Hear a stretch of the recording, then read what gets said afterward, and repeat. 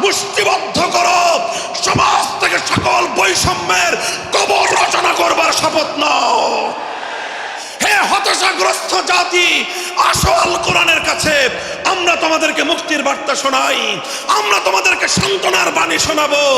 আসো হাতে হাত রাখি, সমস্ত বৈষম্য, জুলুম, স্বৈরতন্ত্রের কবর রচনা করে আল্লাহর কোরআনের সমাজ গড়বার জন্য হাতে হাত রাখি। যদি ইনসাফ কায়েম না করা যায়, ইসলাম অনুসরণ করা যায় না, যদি বেইনসাফের বিরুদ্ধে লড়াই না করতে পারো, মিথ্যে মুসলমানিত্বের দাবি ত্যাগ করো। তুমি যদি ইনসাফের জন্য যুদ্ধ করতে না পারো, তুমি যদি বৈষম্যের বিরুদ্ধে লড়াই করার হিম্মত না রাখো, মুসলমানের মিথ্যা দাবি করা ভণ্ডামি ছাড়া কিছুই নয়। আর সর্বোপরি যদি একটি বৈষম্যহীন সমাজ গড়বার জন্য শাহাদাতের রক্ত দিতে হয়, আবু সাঈদদের মতো বৈষম্যের বিরুদ্ধে বুক পেতে দিয়ে জীবন দেওয়ার জন্য শপথ নিতে হবে। কোরআনে পাকের এক একটা আয়াত, কোরআনের এক একটা বিধান আল্লাহর জমিনে বাস্তবায়ন করার জন্য আমাদের জীবন যৌবনের বাজি লাগায় দিতে হবে, বাজি লাগায় দিতে হবে ইনশাআল্লাহ। ইনসাফ কায়েম করতে গিয়ে ছুরি যদি নিজের সন্তানের হাতের উপর দিয়ে যায়, সে হাত স্তব্ধ হয়ে যাবে না, সে হাত থমকে দাঁড়াতে পারবে না। যেখান দিয়ে ইনসাফ যাবে সেখান দিয়ে ইনসাফকে চালিয়ে দিতে হবে। এই সমাজ, এই জমিন এখন বিপ্লবী চায়।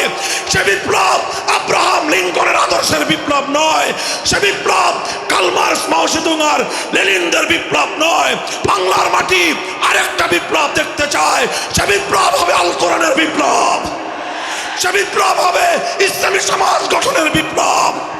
সেই বিপ্লবের জন্য 2000 যুবক নয়, যদি 2 লক্ষ যুবকের তাজা বুকের শাহাদাতের রক্তের প্রয়োজন হয়, সে রক্ত দেওয়ার জন্য শহীদ ঈদগাহে কারা কারা জমায়েত হবে, কারা কারা জমায়েত হবে। হ্যাঁ, এটা শুধু কথার কথা না, শপথ। এটা কথার কথা না, শপথ। এটা অঙ্গীকার। কার সাথে? কার সাথে? যেই অপরাধ করে মন্ত্রীর দুলাভাই ছাড়া পেয়েছে, যেই অপরাধ করার পরে এমপির শালার শাস্তি হয় নাই, যেই অপরাধ করার পরে শিল্পপতির বিচার হয় নাই, যেই অপরাধ করার কারণে রাজনৈতিক নেতার কোনো বিচার হয় নাই, একই অপরাধ দুর্বল, গরিব, অসহায় মানুষ করার পরে তার উপর আইনের শাসন 100 ভাগের জায়গায় 200 ভাগ বাস্তবায়ন করা হয়। আল্লাহ নবী বলেছেন, পৃথিবীতে ইসলাম এসেছে শুধুমাত্র ইবাদত, নামাজ, রোজার, হজ, যাকাতের বিধান বাস্তবায়নের জন্য নয়। ইসলাম দুনিয়াতে আগমন করেছে, তার আগমনের অন্যতম উদ্দেশ্য হলো সমস্ত বৈষম্য দূর করে, জুলুম আর বেইনসাফি দূর করে বিশ্ব সভ্যতায় ন্যায় এবং ইনসাফ কায়েম করা।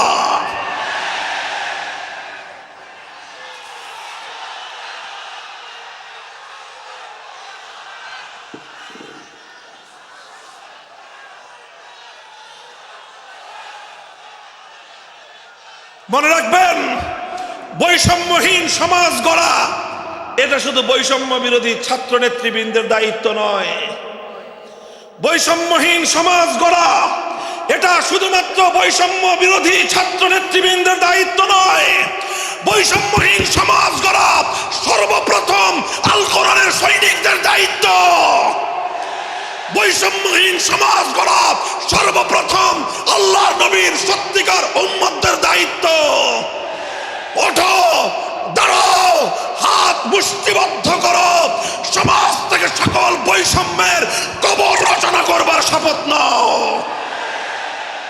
মুহতারাম হাজিরিন, কথাটা খুব জায়গা লক্ষণীয়, শোনার বিষয়। যারা একটা বৈষম্যহীন সমাজ দেখতে চাও, যারা জুলুম এবং অত্যাচারে অতিষ্ঠ হয়ে গিয়েছ, যাদের জীবনকে এই ধরনের অন্যায়, অবিচার, জুলুম, শোষণ, স্বৈরতন্ত্র যাদের অন্তর হৃদয়কে জ্বালিয়ে পুড়িয়ে ছারখার করে দিয়েছে, হে হতাশাগ্রস্ত জাতি, আসো আল কোরআনের কাছে, আমরা তোমাদেরকে মুক্তির বার্তা শোনাই, আমরা তোমাদেরকে সান্ত্বনার বাণী শোনাবো।